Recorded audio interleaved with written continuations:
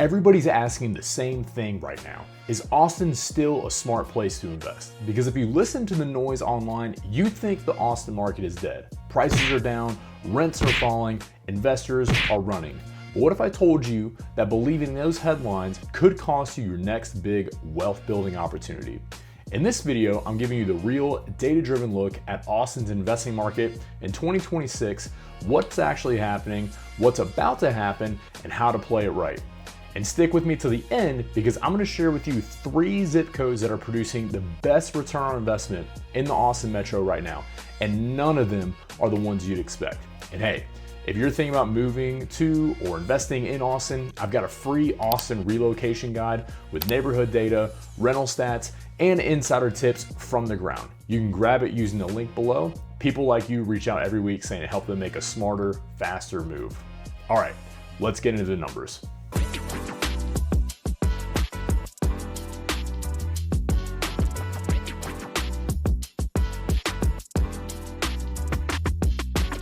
Here's what the data really shows. Average home prices are at around $585,000, up about 1.8% year over year, and inventory is sitting about 5.9 months, which means we're basically in a balanced market, not in a bubble. Rental rates have flattened around $2,500 per month for a 3-bedroom home, so we're not in a crash, we're in a correction. And after 2 years of crazy growth, Austin's market is stabilized. That gives investors something we haven't seen in a while: predictability. Remember in 2021 when buying a rental here felt like getting concert tickets during a Taylor Swift pre-sale? It's chaos. I mean, it's all right. Like, overrated as in my opinion. Now you can actually breathe, run your numbers before you make an offer. Investor activity is quietly returning, and there's a reason for that. Rents have stabilized, prices have flattened, and builder inventory is high. That's a perfect storm for negotiation power. In some new construction neighborhoods, builders are offering $15,000 to $25,000 in just incentives. Those come in the form of rate buydowns and closing cost credits. This means that you can buy a brand new home, get warranty protection, and still cash flow close to neutral from day one, something we haven't seen since about 2019.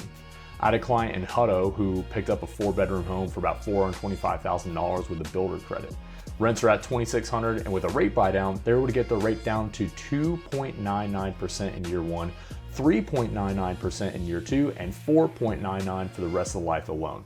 His effective ROI is about 8%, and so that's what opportunity is looking like when everyone else is scared.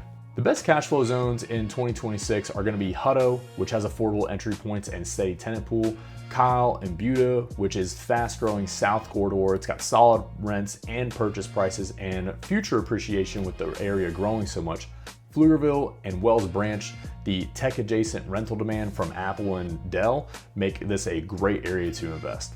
These areas' average cap rates are around 5 to 6%, which is a strong return for a major metro. Plus, you get the bonus of long-term appreciation as Austin keeps expanding north and south. And if you buy new construction, you might still get a free fridge, which, let's be honest, you're gonna need a second fridge in the garage so you can throw down a few beers with the boys while watching football all weekend. Saturdays for the boys! So let's do the math that most people ignore. Say you buy a $450,000 home with a 20% down payment. Your monthly cost is around $3,000. Your rent is going to be about $2,600 a month.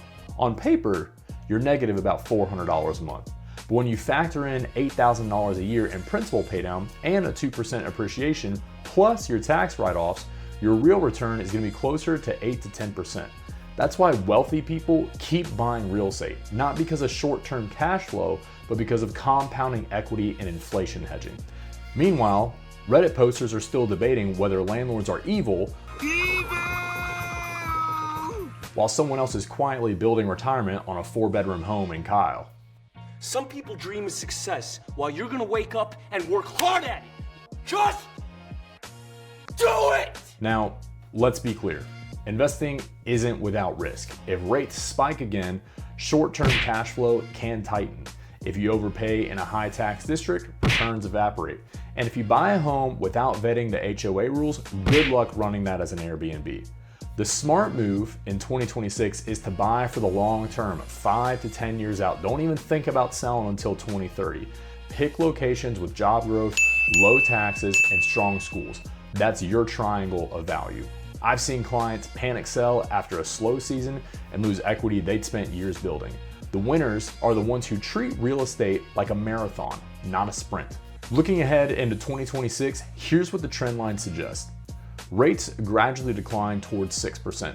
Builder incentives shrink and population growth stays strong with tech and remote work. That means price stability now means appreciation later. If you wait for the perfect moment, you'll miss the window where you can still have a lot of negotiation power. Think of it like this. Texas, we do a lot of barbecue out here. If you show up when the line's short, you get good brisket. You wait too long, all you're gonna be stuck with is coleslaw and cold mac and cheese. One of my clients last year almost talked themselves out of buying. They said, well, we'll just wait until the market stabilizes. 3 months later, the same builder raised prices $20,000 and pulled their closing credits. They called me back recently and they said, let's jump back in. We should have listened to you when we had the chance.